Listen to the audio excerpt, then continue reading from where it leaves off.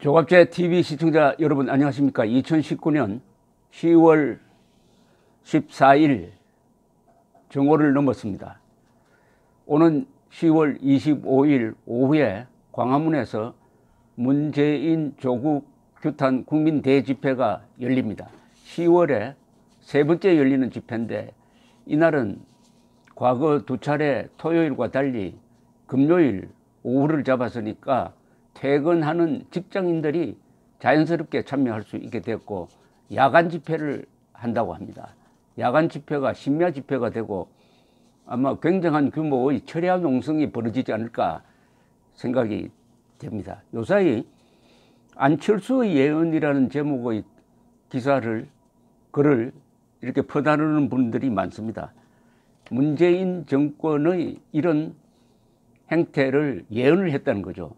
2017년 5월 인천 남구 유세 중에서 문재인 후보를 뽑으면 세 가지 일이 생길 것이라고 연설을 했습니다. 그 연설 내용을 퍼나르고 있습니다. 첫째, 국민들이 반으로 나뉘어 분열되고 사생결단을 하는 등 5년 내내 싸우게 될 것이다. 자기를 지지하지 않는 일을 적폐라고 말하며 국민을 적과 악으로 삼는데 어떻게 나라가 통합이 되겠느냐. 둘째, 무능하고 부패한 정권이 된다. 개파 세력은 끼리끼리 나눠 먹는다. 정말 유능한 사람은 뒷전이고 줄을 잘 쓰고 말을 잘 듣는 사람이 출세하게 된다. 세 번째는 4차 산업혁명에 대한 개념이 없이 옛날 사고방식으로 국정 운영을 하여 대한민국을 세계에서 가장 뒤처지는 나라로 만들 것이다. 이렇게 예언을 했는데 다 맞아 떨어졌다는 이야기인데 그렇습니다. 그러면은 안철수 씨에 대한 질문은 있습니다. 그러면은 왜 보수 중도 즉 반문재인 통합을 하지 못했느냐는 거죠. 왜 41% 득표를 가진 대통령이 소수파 대통령이 나오도록 했느냐. 그때 홍준표, 유승민, 안철수 세 사람이 모여가지고 이 나라를 구하기 위해서 자유민주주의 체제를 지키기 위해서 우리 세 사람 중에 한 사람으로 공동 후보를 내자. 왜 통합이 안 되었습니까? 그런 노력을 전혀 하지 않았어요. 그런 노력을 전혀 하지 않았습니다. 안철수도 홍준표도 유승민도 세 사람 뒤에서 어떤 일이 일어났는지는 모르지만 의미 있는 노력이 없었습니다. 그래서 41%짜리 대통령이 나와서 지금 이렇게 예언했던 대로 국민을 분열시키고 있습니다. 그때 통합의 명분은 있었죠. 반문재인이란 것은 뭐냐? 반계급투쟁론자들입니다. 자유민주주의 세력이 다 모여야 한다. 계급투쟁론 반좌파 그리고 더 넘어서 반김정은 연합세력을 만들었어야 했습니다. 그런 정치력이 부족했고 그것이 지금까지도 보수 중도 분열로 이루어지고 있습니다. 보수 중도가 뭉쳐야 됩니다. 보수 중도가 뭉치지 않으면 내년 총선도 이기기가 힘들게 되어 있습니다. 보수 중도를 뭉치게 하는 논리가 있죠. 그것은 김정은 편이 아니면 다 우리 편이다. 대한민국 헌법을 존중하는 세력은 다 우리 편이다. 이렇게 크게 그림을 그려야 합니다.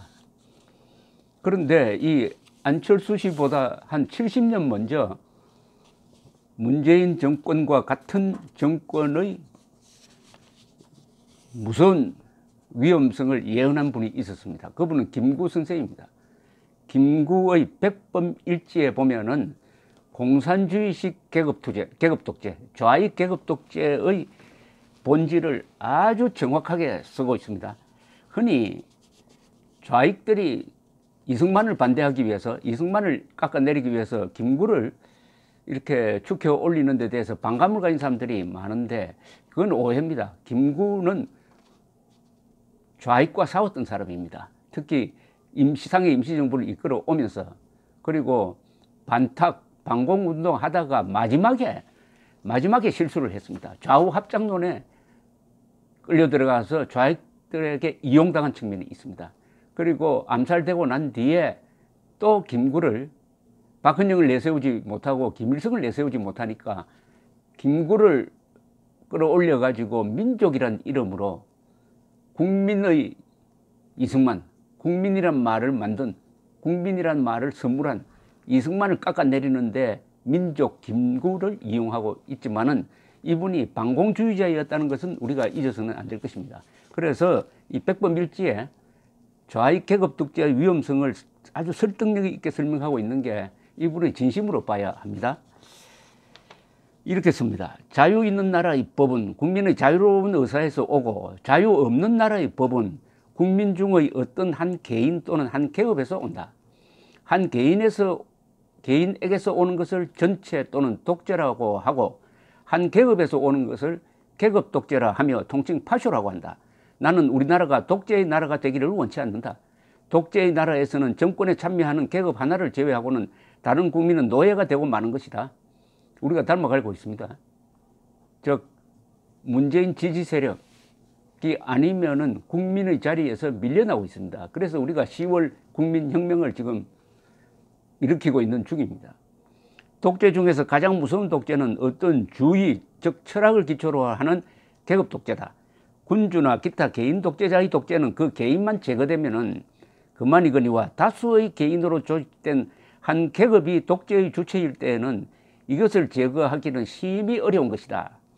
이러한 독재는 그보다 또 큰 조직의 힘이거나 국제적 압력이 아니고는 깨뜨리기 어려운 것이다. 우리나라의 양반 정치도 일종의 계급 독재이거니와 이것은 수백 년 동안 계속되었다. 이탈리아의 파시스트, 독일의 나치스의 일은 누구나 다 아는 일이다. 그러나 모든 계급 독재 중에서도 가장 무서운 것은 철학을 기초로 한 계급 독재다. 수백 년 동안 이조 조선에 행하여 온 계급 독재는 유교, 그 중에도 주자학파의 철학을 기초로 한 것이어서 다만 정치에 있어서만 독재가 아니라 사상, 학문, 사회생활, 가정생활, 개인생활까지도 규정하는 독재였다. 이 독재 정치 밑에서 우리 민족의 문화는 소멸되고 원기는 마멸된 것이었다. 주자학 이외의 학문은 발달하지 못하니 이 영향은 예술, 경제, 산업에까지 미쳤다. 우리나라가 망하고 민력이 쇠잔하게 된 가장 큰 원인이 실로 여기에 있었다. 왜 그런가 하면은 국민의 머릿속에 아무리 좋은 사상과 경륜이 생기더라도 그가 집권 계급의 사람이 아닌 이상, 또 그것이 사문난적이라는 범주밖에 나지 않는 이상 세상에 발표되지 못하기 때문이었다. 이 때문에 삭이 털려다가 눌려 죽은 새 세상, 삭도 트지 못하고 밟혀버린 경륜이 얼마나 많았을까. 언론의 자유가 어떻게나 중요한 것임을 통감하지 않을 수 없다.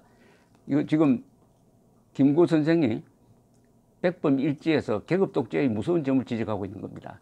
오직 언론의 자유가 있는 나라에만 진보가 있는 것이다. 지금 문재인 정권이 언론의 자유를 침해하기 위해서 온갖 수단을 다 동원하고 있습니다. KBS, MBC를 아주 변칙적인 방법으로 장악한 데 이어가지고 친문 세력이라는 이런 선동 조직 세력이 곳곳에서 언론 자유를 지금 제한하고 있습니다. 이 유튜브 세상에서도 이 정권을 비판한다든지 조국을 비판한다든지 문재인을 비판하면은 광고가 실리지 못하게 노란 딱지를 붙이는 세력이 있어요. 지금 공산당이 이 김구 선생의 이야기입니다. 지금 공산당이 주장하는 소련식 민주주의라는 것은 이러한 독재 정치 중에도 가장 철저한 것이어서 독재 정치의 모든 특징을 극단으로 발휘하고 있다. 즉 공산주의가 인류 역사상 나타난 가장 악질적인 독재라는 겁니다. 파쇼를 능가합니다.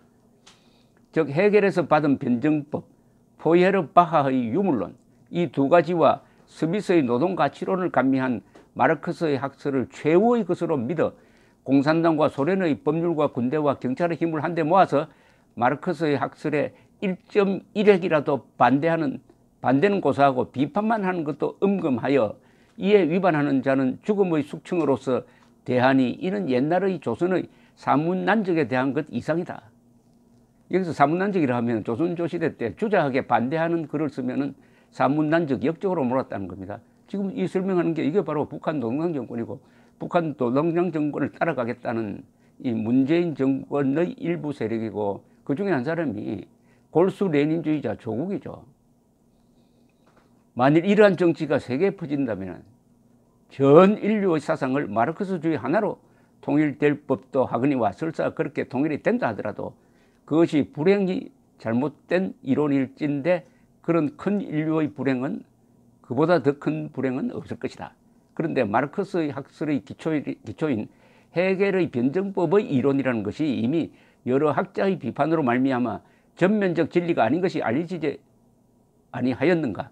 자연계의 변천이 변증법에 의하지 아니함은 뉴턴, 아인슈타인 등 모든 과학자들의 학설을 보아서 분명하다. 그러니까 허황된 마르크스주의, 그 마르크스주의를 가지고 당의 절대적 지도력을 강조한 레닌에 의해서, 그리고 그 중에서도 1인 독재로, 당의 독재에서 1인 독재로 더 악화시킨 북한의 주체사상, 자칭 주체사상에 의해서 지금 한반도에 인류 역사상 최악의 독재가 북한에 있습니다. 김일성주의죠. 그런데 그 김일성주의를 신정복을 존경한다는 자가 지금 청와대에 있습니다. 그 사람이 임명한 사람이 골수 레닌주의자입니다. 이 레닌주의자는 어느 자리에 있느냐? 저 뒤에 숨어 있지 않습니까? 대한민국을 지키는 두 장관이 있습니다. 법으로 지키는 법무장관과 무력으로 지키는 국방장관입니다. 법무장관 자리에 골수 레닌주의자가 앉아있다. 그 사람이 오늘 검찰 수사를 받으면서도 검찰 개혁의 도약대가 되겠다고 하면서 특수부 축소를 건의했습니다. 안철수, 김구의 예언은 적중했습니다. 그러나 논평만 하면 뭐합니까? 국민들이 혁명을 일으켜야죠. 국민이 헌법의 칼을 뽑아들고 혁명을 일으켜야 됩니다. 그러니까 10월 25일 한 500만 명이 나와야 합니다. 10월 3일에는 순간 최대 인원이 50만이었다고 합니다. 그 10배가 나오면 대한민국 바로 잡을 수가 있습니다. 500만 해봤자 10명에 한 사람입니다. 감사합니다.